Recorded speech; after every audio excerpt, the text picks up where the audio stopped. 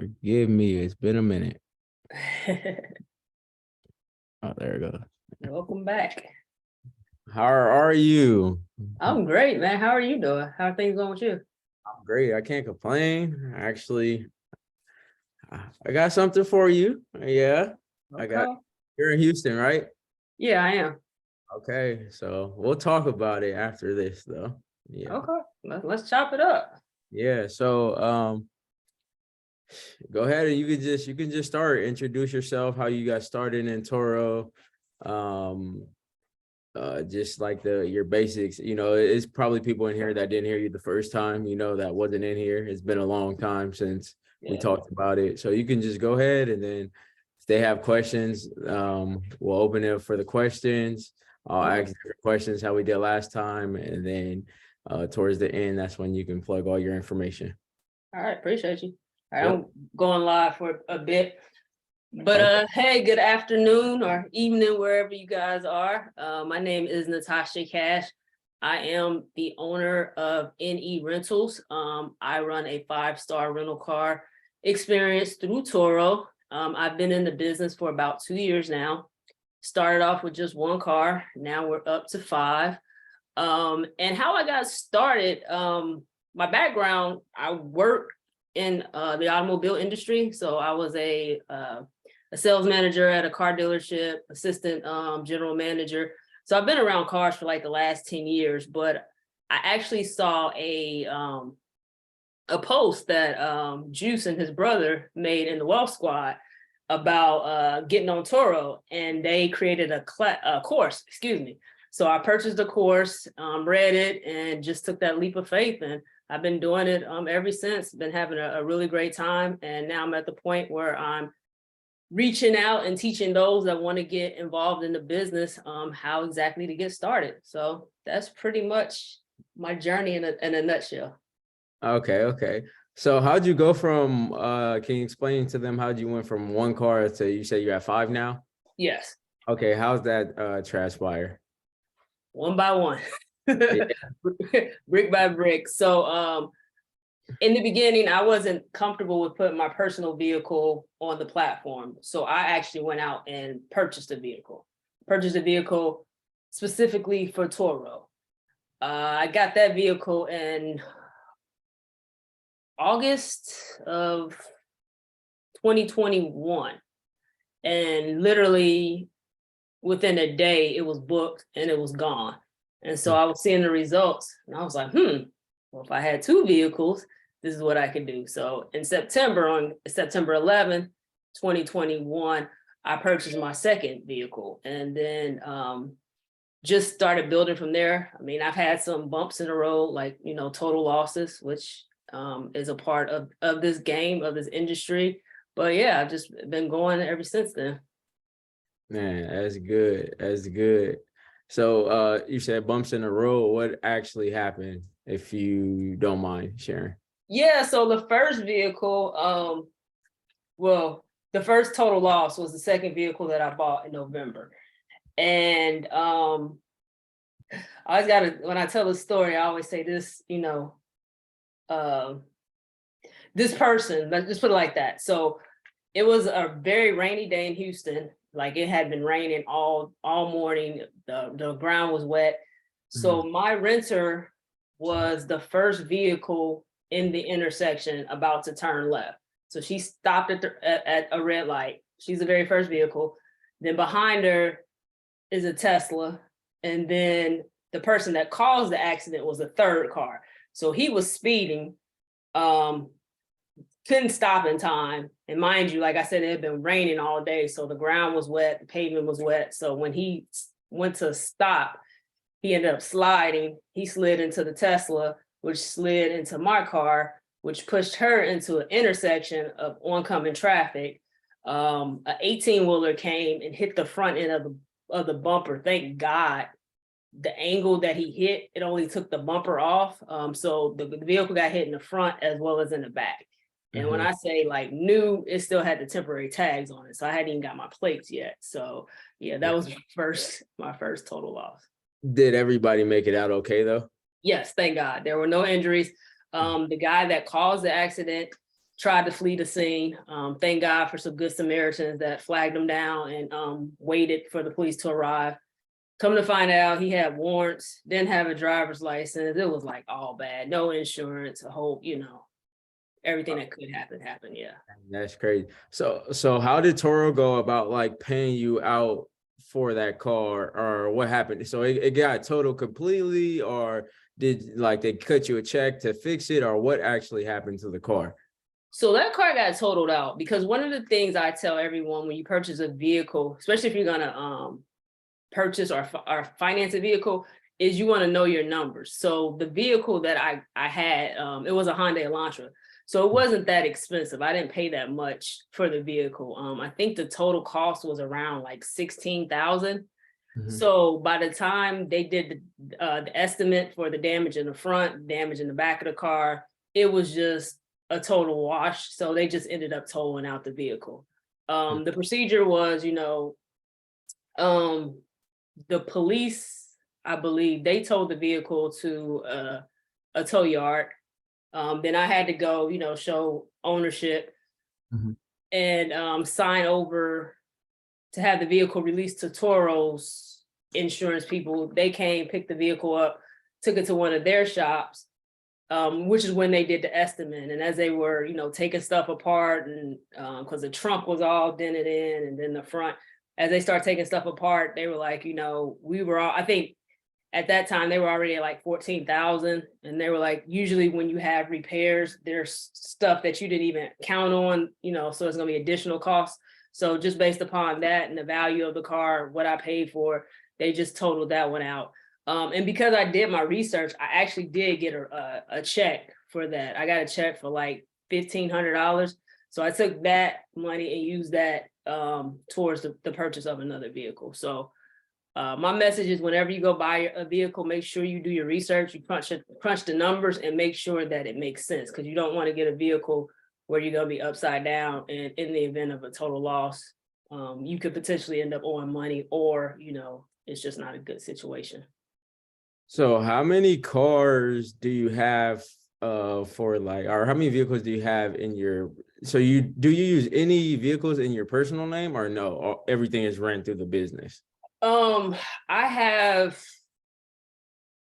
2 in my personal name, and then the other 3 are in the business name.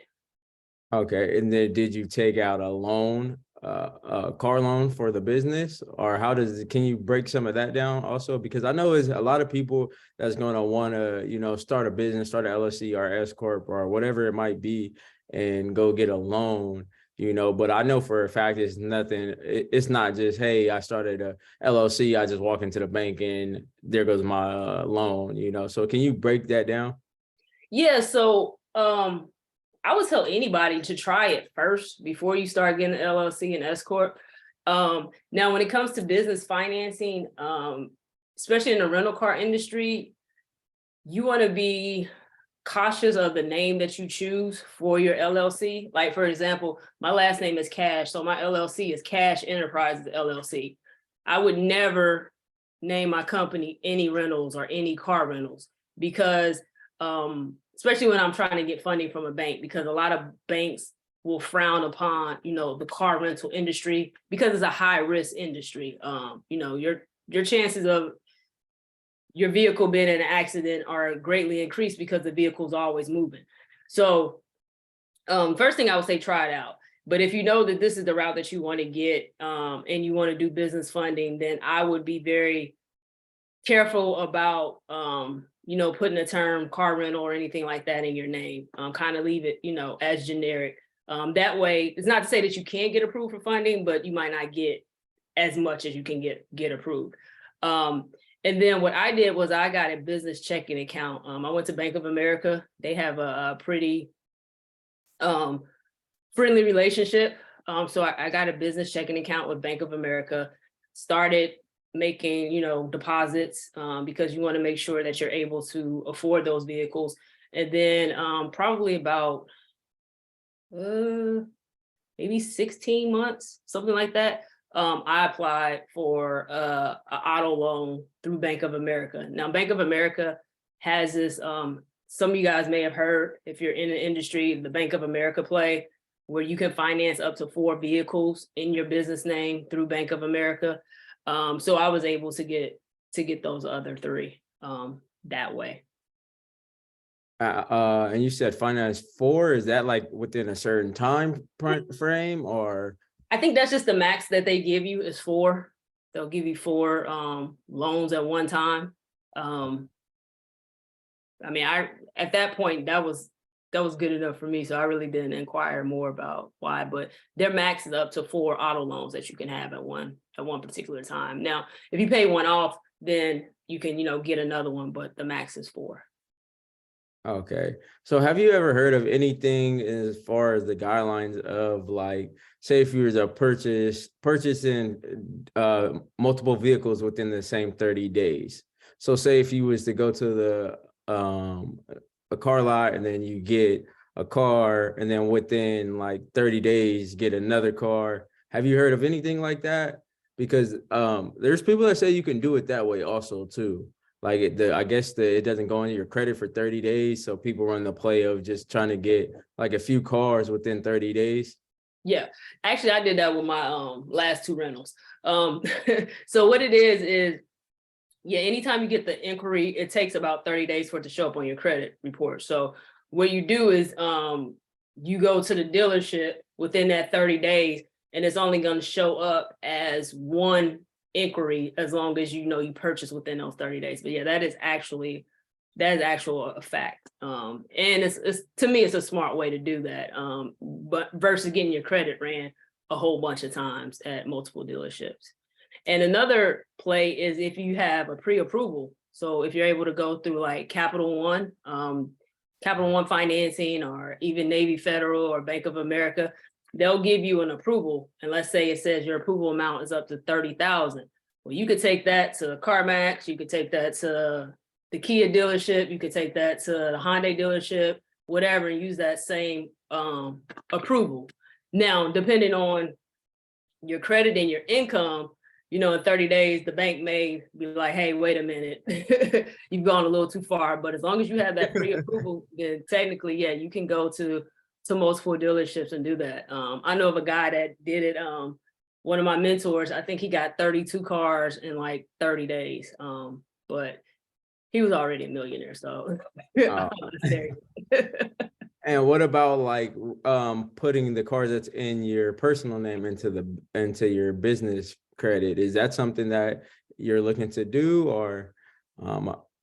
Yeah, absolutely. So business credit is just like personal credit. So you have to establish it. The first thing I did was the easiest thing for me was to get a gas card. So I got a gas card, started using that, applied for my DUNS number, and it started reporting. And then that, with my history with Bank of America and those deposits coming in steady, enable me to get business credit. But yeah, ultimately my goal is to have all of the vehicles out of my personal name and onto my business name.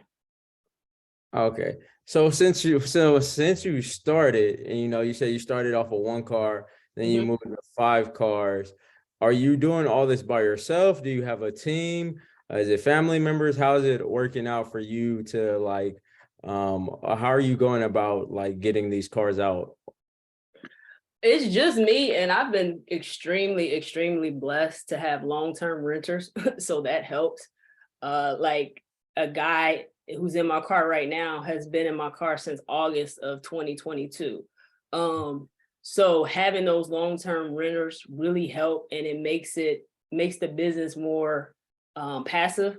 But right now it's just me. I am at the point though where I'm building systems.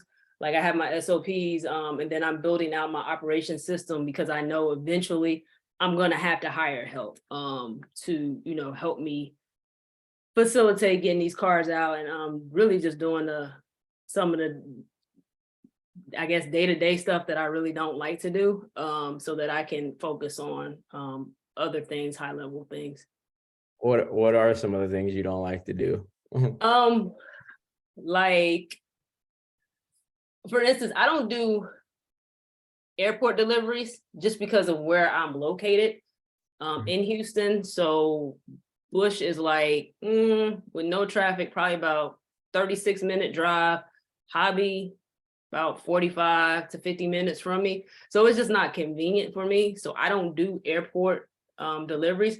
Now I have done them. And if I didn't have long-term renters or if my vehicles were sitting, I would do that. But I don't do airport deliveries, but I would like to. So having someone else to be able to help me would allow me to do those airport deliveries, because just the logistics of it, like it takes me 2 hours, to get from here to the airport, round trip. And it just doesn't always make sense, especially for the airport fee that I charge. But once I scale and once I have help, then, I can have someone that can be their area of responsibility. Hey, the cars are come back from the airport, make sure that they're clean, park them, yada, yada, yada. So things like that.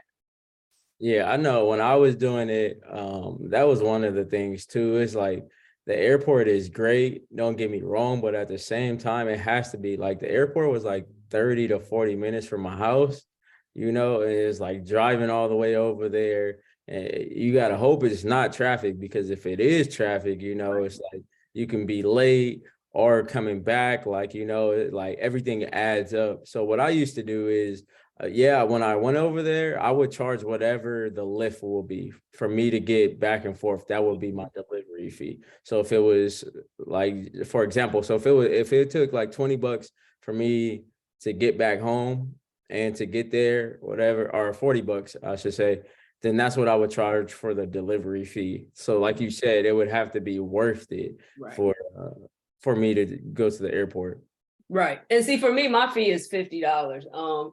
And I haven't had, when I've done it, I haven't had any problems with doing it. It's just once you get the car there, and then, to turn around, go get it cleaned, and then somebody else will be coming back. And it's like I said, it's just the traffic for me. But if I had more help, then, I would just have certain cars.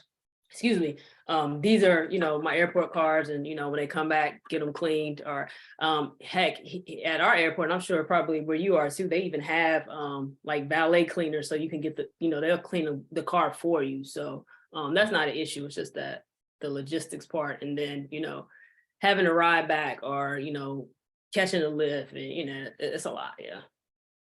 If you can talk to these people about starting off, because some people in here, they want to gain this information and then they want to start Toro, what would you tell them? Like, what would be like the key points of starting off?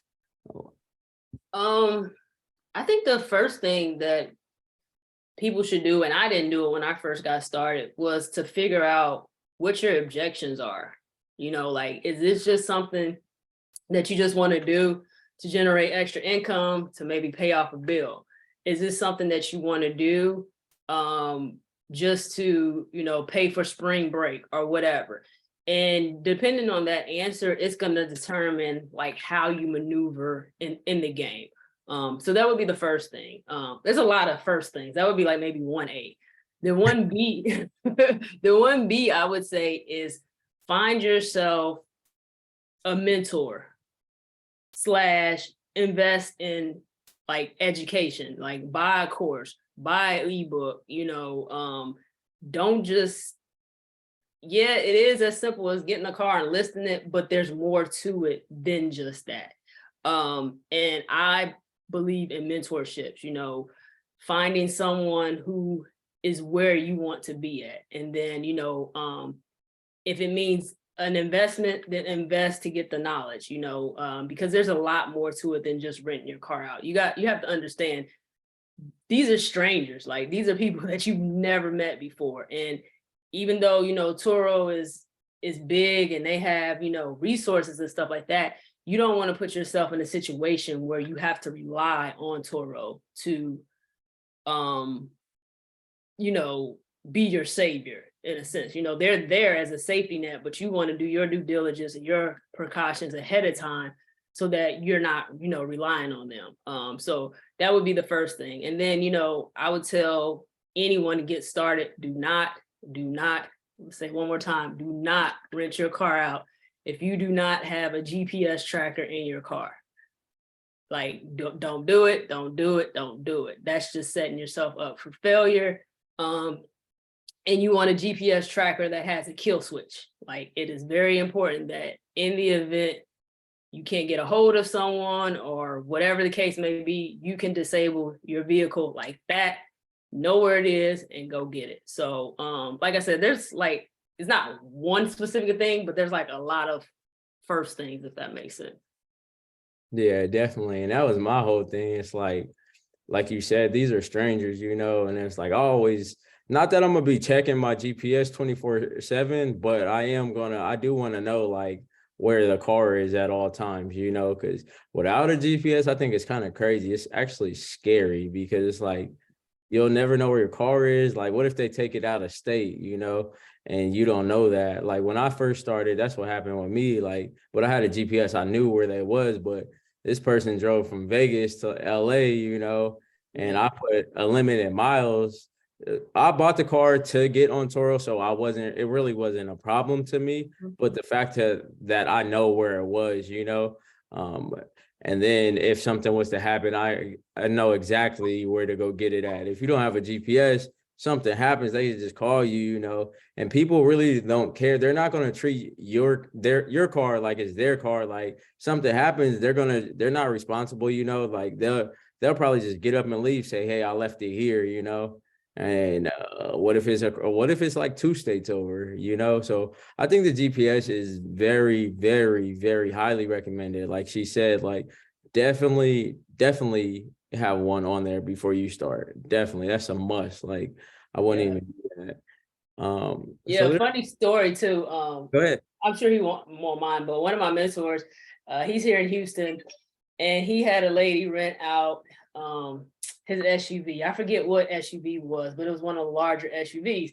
So just making conversation, you know, he's like, oh, you know, what are you gonna be doing with the vehicle? So the lady said, I'm going to a family reunion. This is a true story. She said, I'm going to a family reunion.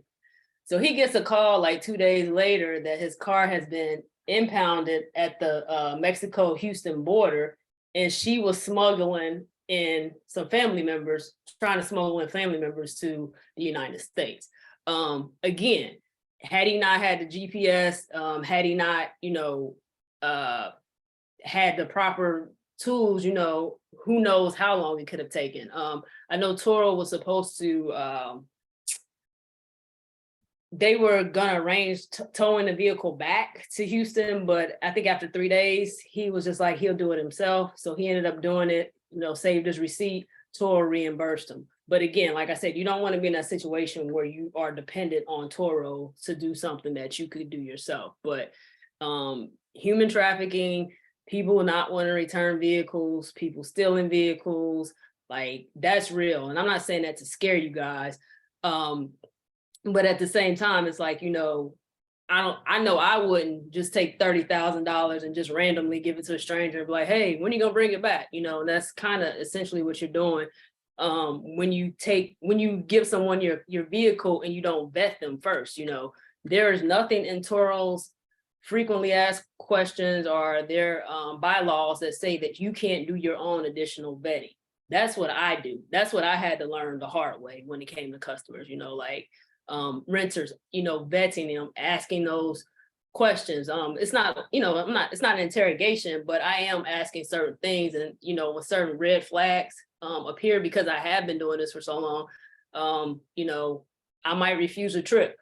Just, you know, I'd rather lose out on money than to lose out on the money eventually, you know, so.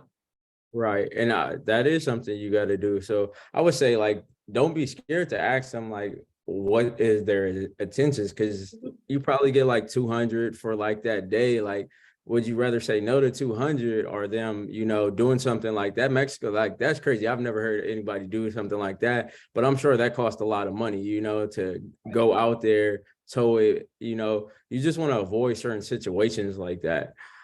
So people are asking questions. If you guys do have questions, go ahead and put them in the chat and then we'll answer them. The person said, which cars did you start out with? What cars are the most profitable? I'll start. Okay. Go ahead. You can start and I can go after you. Okay. My number one answer is economy cars. That's all I have in my fleets, economy cars. I have a Mustang, I guess that's considered like a sports car, but the rest are economy cars. For me, that has been the most profitable. And the reason I feel that economy cars are the most profitable is because they're economical. You know, it doesn't take a whole lot to fill up a tank. It doesn't take a lot, you know, tires aren't, you know, that expensive or as expensive as they can be. Most people in my target niche who I'm targeting are people that when they rent cars, when they're looking for vehicles, they're looking for economy cars. I just feel like an economy car is one of those things. It's kind of like a black suit. It'll never go out of style. It's going to be something that's always going to be a demand. If you look at your major rental car companies, that's typically what they have in their fleet is all economy cars. So I just think, you know, it's more cost effective and it's steady. You know, it's steady. As I stated, I have a rental that I haven't seen since August of 2022. I have another one. She's been in it since January. And then I have another one that has been gone since about 3 weeks now. So, and it's because the cost is affordable. So yeah, economy cars. Now you want to do your research and see which economy cars work best in your market. So for me in Houston, my economy cars, I have some Elantras, I have a Honda Accord, actually I have and some Nissans. But again, I did my market research and there's a tool that you can go to called CarSync. And you can just put in your zip code and it'll show you the top 10 Toro cars in your region. So wherever you live at, you want to make sure that you're buying vehicles that work for your specific region and that's going to be in demand in your region. Yeah, and that's something I was gonna say too. When I was doing it, I was staying in Las Vegas, Nevada, and for me, it was like the muscle cars everybody want to be seen is Vegas, you know. The economy cars, I'm not gonna say it didn't work because I never had one. It worked for other people, but for me, it was the muscle car, you know. But I did that research. I didn't just say like, hey, I looked on Toro and was like, hey, he has a muscle car. I want a muscle car, you know. Nah, I looked and see like, okay, what's doing good at the time. At the time, it was the muscle car. The Mustang is always was the best, and then there was the Camaro.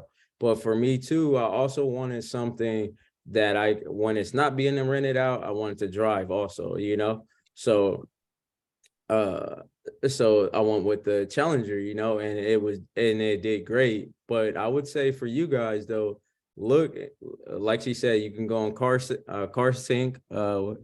Yeah, she put it in there, CarSync, or you can go on Turo and see what's the best cars in your areas. I wouldn't say just don't go buy nothing because Natasha has a Honda, you heard it, and you just want to be a Honda, or James has a Challenger and you want a Challenger, you just go buy it because what works in Houston might not work in Texas. What works in Texas might not work in San Francisco or LA or New Mexico, wherever you stay, you know? So I would say do your research. Don't just go buy something just because it's doing good for someone else.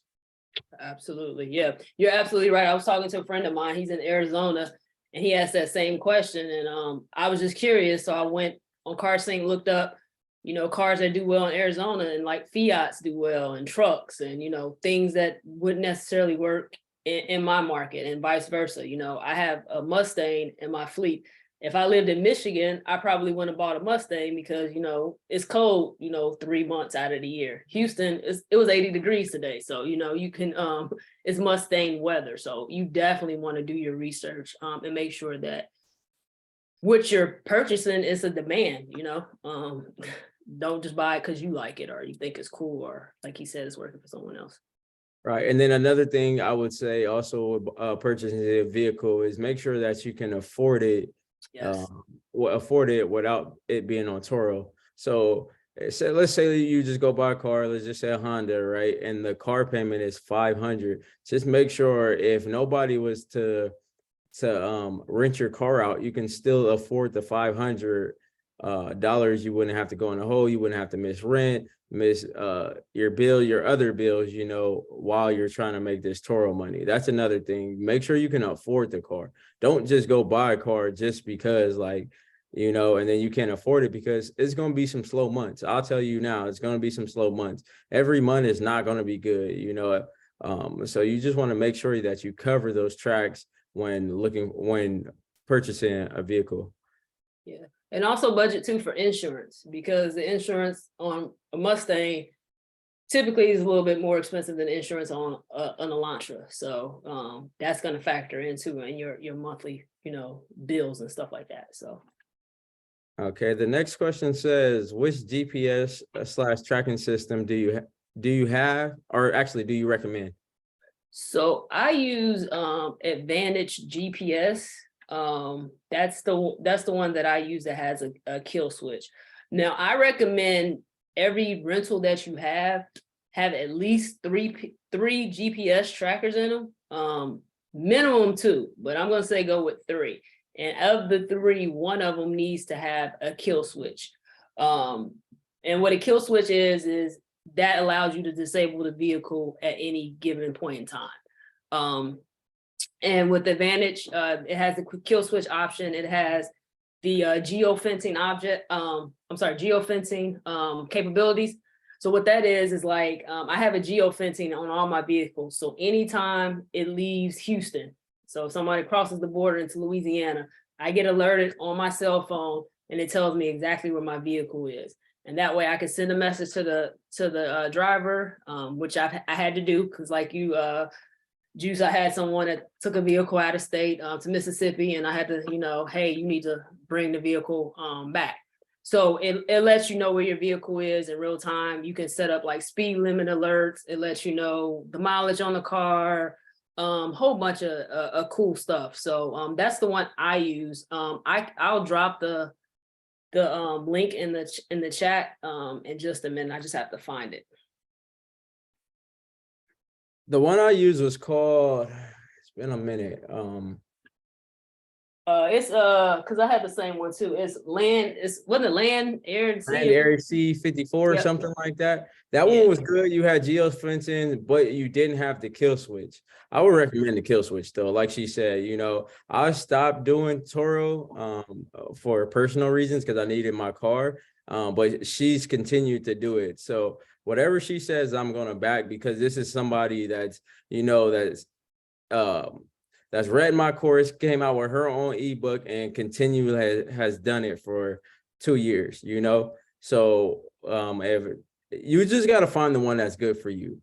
But, and I definitely would recommend a kill switch though. Because one of my sister, her car had got stolen, but she didn't have a kill switch. She didn't have a GPS. Luckily, they were able to find it though, you know, but had she had that, she could have prevented all that, you know? So definitely look into a GPS with a kill switch. Yeah. And it just makes it easier too, because, you know, if you call the police, and this again, why you need a mentor, I believe, especially if you want to make this a business. Like if you call the police, you know, technically the police don't look at, they wouldn't look at it as your vehicle being stolen because you gave the person the keys, you know, so it's not like a stolen vehicle. So yeah, it's just get a kill switch, like for your peace of mind, and so you can sleep at night and be able to track your vehicle. Okay, if you guys have questions, you guys go ahead and ask them and we'll get to them. The next question I do have for you, what about like fleet management? If say I came to you and I want to, you know, I want you to manage my car, is that something that you're into? Or yeah, actually one of my mentees, that's how she got started. So one of my friends, she worked from home, and so she was curious about the business. So what I have is what we call it as a joint partnership agreement that I had lawyers look over it, pay for it. It's like probably like 13, 14 pages, and it outlines everything. So what we did was she allowed me to rent her car, which was an SUV, under my platform. And then we did a split of the profits. And all she did, she just worked, she did her 9 to 5. She would tell me what days her car was available. I would list them on Turo. It get rented out. I was the contact person for the renter. I was the one, who sent out the welcome emails. Well, I don't actually do it. That's a cool feature too of CarSync, and now Turo has it where you can automate your welcome messages. But I was that point of contact. So she and I did that. At first we did 2 months, and it was like, we'll see how it goes for 2 months. And then if we want to continue, we could continue. She signed the contract, I signed the contract, and we went by those guidelines. And she became addicted, and now, she has 2 cars of her own, and she's doing it now full time on her own. But to answer your question, yes, that is something I am definitely interested in. And it's something that I know that I will have to utilize in order to reach my ultimate goal. Like, collaboration is the new currency. So yeah, if that's something you want to do, like, you can definitely talk about it. Yeah, I actually, that was my surprise to you. So I am actually moving out there, and Okay. I definitely want to do that with you. Yeah, let's do it. Yeah, I definitely want to do it. For me, I feel like it, I'm still in school. I still like go to barber school. I'm still doing a lot of stuff. So for me, I would still want to make some money, but I don't have time, obviously, like to drop the car off and stuff like that. So that's one of my surprises. I did want to work with you on that. So yeah, let's do it. Now, it's tied in right into that. do you know where you're gonna be staying? Are you gonna be staying near your brother or? Yeah, in Houston. Okay, because I think we live in the same neighborhood. It's a big neighborhood, but we might be close. So we'll have to chop it up. That's perfect. That's perfect. I ain't on the lake yet, but You're getting there though. You're getting there. It's just yeah. like with life, you just got to find out what works for you, and just do it times 10, and sometimes it is one thing, sometimes it's 10 things, just if you stick to the plan, then nothing else matters, so don't worry about where you are now. You build yourself now for the future. And that's like for everybody. Like, you might be good in stocks, you might be good in Turo, you might be good at clothing, whatever it is, just stick to your plan, and eventually it will all work out, and nothing was built overnight. So, if it doesn't work, try it again, keep trying it until it does work, or try something else. Benjamin has a question. It says, let me see. How long would you say it took for your ROI on your first vehicle? So how long did it take for me to get my return on my investment on my first vehicle? Well, I'll tell you, my first vehicle that I got, I ended up financing that. And the car payment, I had the money for the note within a week. So I made my car payment within a week. So everything after that was just like straight profit. Well, no, about a week and a half. Yeah, about a week and a half. I'm sorry, a week and a half, if that. And then everything after that was like straight profit. So my economy cars, I say I make about 15 per car. So I believe my car payment at the time was like 3 something. So yeah, maybe in like 8 days, I had made like $300. Not quite a week and a half. And then everything else was just, straight profit. Yeah. With the cars though, you gotta think, like if you honestly, if you can buy a car in cash, I would say go that route. Within the guidelines. Because say you buy a car for like 2,000, and right, and it takes you, hypothetically, it takes you like 2 months to get 2,000 back. Anything other than that is profit, And it was like, if you can keep doing that with cash cars, that's great, But if you have to get your feet wet and do and finance a car, do what works for you. At the end of the day, you got to do what works for you, But I would say, like, honestly, thinking about it, cash cars will be like better to get your money back if that's something you want to do. I know some people that just do Turo, they'll go finance a car just to get their credit right, Yeah. And that's a good play too. Like however you want to do it. I think it's cool because there's not one right way to do this. Right. There's not one right way. Um, And I'm gonna give you guys a play.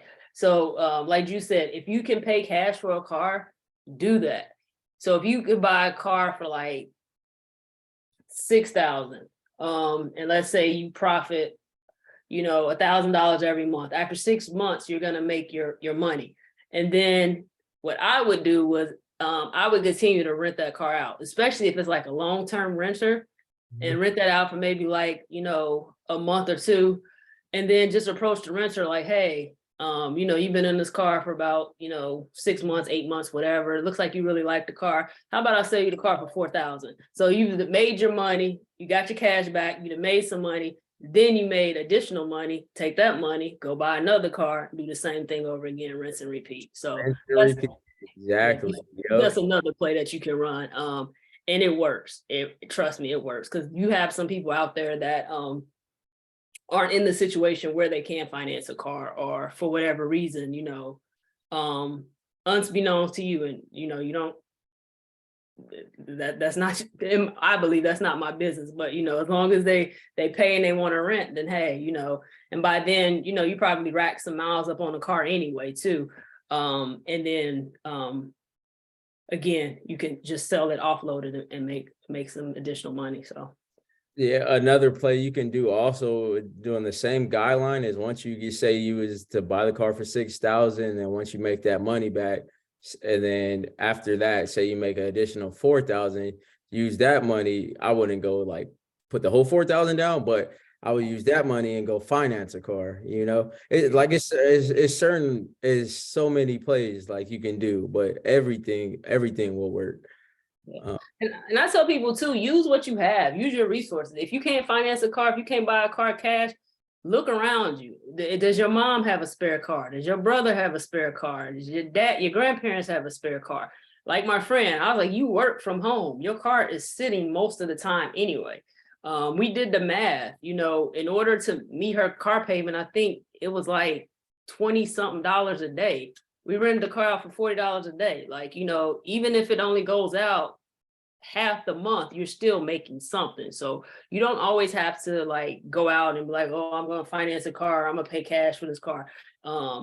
Use what you have around you, utilize sites like, I'm on Facebook Marketplace all the time, Craigslist, like, you have to really search, but there are cars out there that, you can get and you can use, and everything doesn't have to be on Turo. Turo is like, kind of like the Amazon of the peer-to-peer car rental spaces, but there are other sites like Get Around, like Fetch Truck, like Hire Car, that may work better for you and your situation and where you currently are. It doesn't necessarily have to be Turo. So that's something else to keep in mind. Right. Someone said, is CarMax a good place to buy your first car from?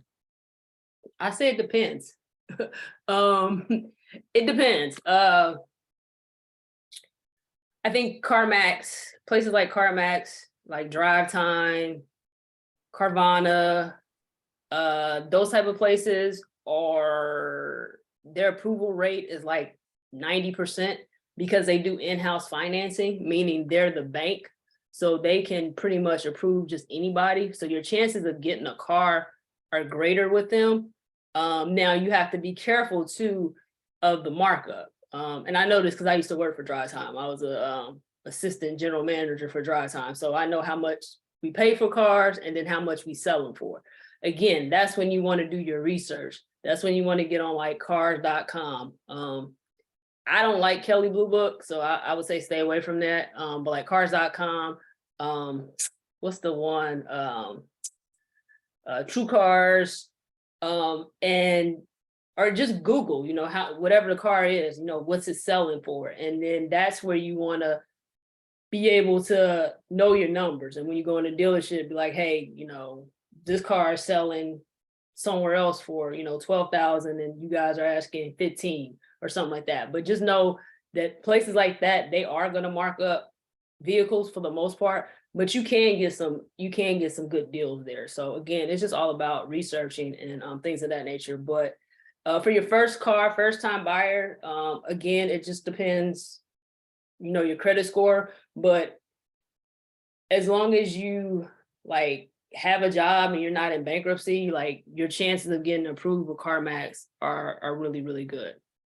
So What about Carvana? I heard a lot of bad things about them. Can you Carvana and Drive Time are owned by the same company. Carvana, the bad things pertaining to Carvana doesn't really have anything to do with the price of the car. It's more with the registration. That's been their issue. Getting vehicles registered in a timely manner, getting all your paperwork in, making sure you're not riding around on dirty tags, things of that nature. Again, because I used to work for them, I kind of know what, makes and models to stay away from. But I would say Carvana is not bad. It's not the worst, but and actually right now they're in so much trouble with all these lawsuits and stuff like that. Like they might be having to liquidate a lot of their vehicles, which could be, a good thing for some people. So. Okay, the next question says, if they can't pay cash for the car, would you owner finance it to the person that's renting it? I think they're saying like, if you had a cash car, like what we were talking about earlier, if you had a cash car and they couldn't pay for it in cash, I think this is what they're saying. I could be wrong though. Would you finance it to them to buy it off? Would you do something like that? Me, no, because to me, I'm like, there's a reason why you can't do that. But that's not to say that someone else can do it. For me, it'll probably be like a no. Because my question would be like, well, I don't know. If it's a cash card, depending on how much, now that I think about it, I don't know. It would just depend on the situation. I've never been in that situation before, but my first instinct was no. But then again, if I bought a cash card and only paid like $4,000 for it, maybe I would. But it's totally up to you. But whatever you do, you want to make sure you get something in writing. And you want to, my advice is consult with like an attorney to make sure that this is legal. And in the event that they breach their contract, you can go after them legally. So you want to make sure that you have all your ducks in a row. Yeah. Okay. Does anybody has any more questions? I know you did want to talk about your ebook, so you can go ahead and talk about that. And so I wrote an ebook for those that are interested in getting started in the rental car business. It breaks it down step by step, how to get started, what things you need. There's a lot of stuff that you need in order to be a successful rental car owner or host, and all of that's in the book. Normally the book is $47, but because I love the Wealth Squad, and if it wasn't for the Wealth Squad, I might not be in the position that I'm in today with purchasing, the course. I'm giving Wealth Squad members 20% off. So instead of paying $47, you pay, I think it's like $37.42 for Wealth Squad. I'll drop the link in the chat, as well as I'm gonna find that Advantage GPS link. And then the discount code is just WS for Wealth Squad. So just WS lowercase. So yeah, you guys, I definitely tap in. And if you have any questions, my IG is in my name. So feel free to hit me up at any time, and we can talk. Yeah, so you can go ahead and you can put the link in here if you want. You can put it in here, and then if you go into the Wealth Squad, into the car sharing, you can also link it there, and then also leave your Instagram so they would know where to find you. So if for some reason they don't get it, they can just hit you up directly, but you could put it in here if you want to. Okay, cool. Discount code is WS. And then somebody was asking about the GPS. Let me find that. But do we have any other questions? It's a lot of y'all in here. It's a lot, this is probably one of the biggest it's been in a long time, since probably, well, we haven't did this in a while, but it is a lot of people. Benjamin said, what year was your first car? For me, I got a 2021 Dodge Charger for her. It was a 2018 Hyundai Elantra. I'm telling you, I love Hyundai Elantras. I've owned a few, and I have actually those are the most vehicles that I have in my fleet, and they do very well for me. How does the Honda Accord do? Because I'm like in a toss up right now of, do I want to put my Challenger on there, back on there, or should I buy a Honda and put it on there, you know? But you're already in the area I'm going, so you can give me like a little insight of like how the Honda does. Since I've had it, it's been rented. I got it back in November, so I've had it 3 months. And it stayed rented. People love it. People like Hondas. You know, my personal car is not an Accord, but an Acura, which was like a fancy Honda. So I love that. But yeah, it stays rented. It's one of the most requested vehicles. But in terms of like maintenance, all I've had to do is change the oil, and that's it so far since I've had it. So And what year do you have? this one is a 2018. Okay. So it's not like brand new, but it's 2018. It's cloth seats, but it's got all, the features, Bluetooth, the map in there where you can hook up your phone, steering wheel controls. This one doesn't have a sunroof, but 4 doors, automatic windows, lock, stuff like that. It's a base model, but like I said, it does really well. And then the miles per gallon, a lot of people like, especially, my delivery drivers. What is that? Okay. And then he said, dang, my screen just went black. One moment. All right, I'm sorry. I'm trying to find this link for the GPS. Where?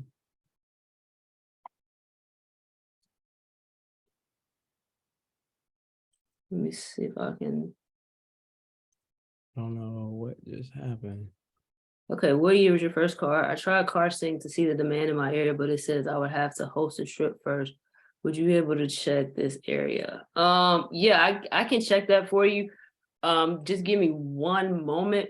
Also, you can go to Toro.com, and there's a feature, it's called the Carculator. So like calculator, but Carculator. Search for that, and then you type in your city, and it'll let you know as well what your top 10 vehicles are. But just give me 1 second. I want to find this GPS link for whomever asked me. I don't know. You guys give me a second. For some reason, it went small, and I can't get it to go back big.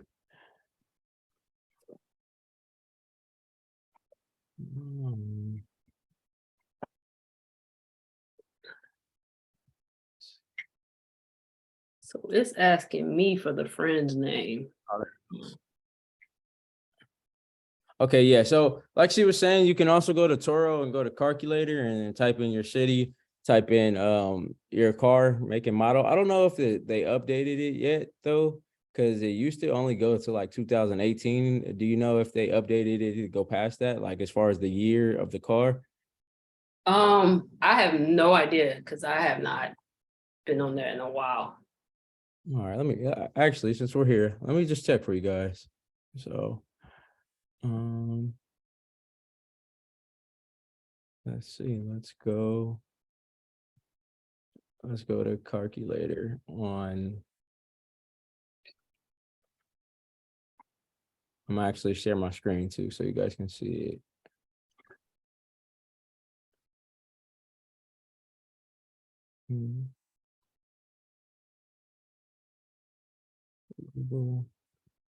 And then I just dropped the GPS in there. If anybody is interested in though, reach out to me because my account executive will give you, they run these different promotions every month, but they give something off if you know someone who has the service, but they don't actually give you an affiliate link. All right, let me see if it works. All right, and then let me share the screen so you guys can see it too. I don't know why. All right. And then where is share screen at?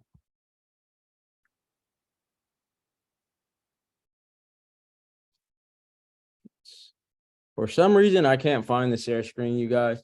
But if you guys was to go to Toro.com, and I believe it's at the bottom of the page, it says something like calculator, and then you can just type in your city, your state, and then what car, and it'll produce the numbers for you. Does anybody have any more questions? We are about to wrap this up. Can you share your link to the ebook? Yeah, I'll drop it again. And remember the code is WS. So for my Wealth Squad family, Drop the code. Wealth Squad. WS. Yeah, just WS, lowercase, no caps. And then discount code. I do want to say that I appreciate you every time I do reach out to you. Not only do I appreciate you, but we appreciate you for coming here and sharing your knowledge with us, you know. And it's been 2 times, and we would like to have you again, you know, in the future. Yeah. If you're down for it, you know, and then, you know, just giving this game out, you know, and letting people know, not only just on the video, but also on your ebook, you know, or, you know, being open to people hitting you up on Instagram and stuff like that. I feel like with a lot of things, people don't have the right information, but we're giving it to them, you know, with the Wealth Squad, we're giving them to them with being open to the internet. Some people you can't reach on the internet, you know, and they be busy, but for someone like you that's not busy enough, you know, to reach back out to the people, that's great. And we love it. So I do want to say thank you. Yeah, man, I appreciate it. Anytime you ask, the answer is yes. Like the Wealth Squad, I just love this whole community and what you guys are doing, and you know, how we're able to inspire people. And like I said, I got your course, I got a couple of your brother's courses, I even got your sister's course at one time on flipping pallets to see if that was something I was interested in. So I just think it's just dope the way you guys just pour into people. And a lot of people don't do that. You know, a lot of people are like send you with information and, you know, or, you know, they want to charge you ridiculous amounts and stuff like that. So I was like, yeah, that it's just a true testament to, you know, what we can do for ourselves and for our people. So anybody that's willing to learn, like, yeah, just hit me up. Like, I could talk about this all day. So we can go another 2-3 hours because it's something that I enjoy doing. So yeah, just hit me up. And I'm there in any way that I can serve. So thank you guys for giving me the opportunity. And whoever that was, Benjamin, I was able to find Waterbury, Connecticut. I'm looking at it right now. So okay. Yeah, you can go ahead. And do you have to put in anything, or they're gonna tell you the best? So you go, like you said, you scroll down, you go to Toro.com, you scroll down to, it's under, oh shoot, it just went away. You keep scrolling all the way down to under hosting. And the second one is the calculator. So Benjamin, if you're still on, is he still on? Yeah, he is. Go to Toro.com, scroll all the way down under the category hosting. The second thing you see is calculator. You just click on that and then just type in your city and state. And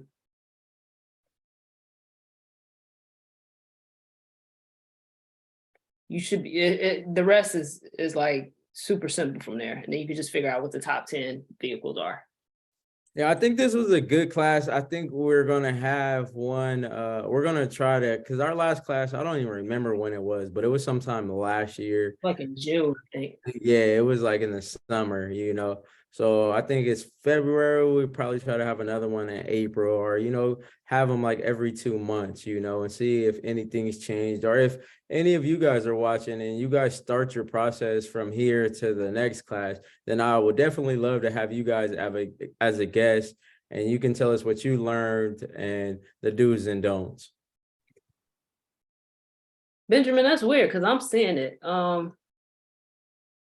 can you hit me up afterwards and I can walk you through it?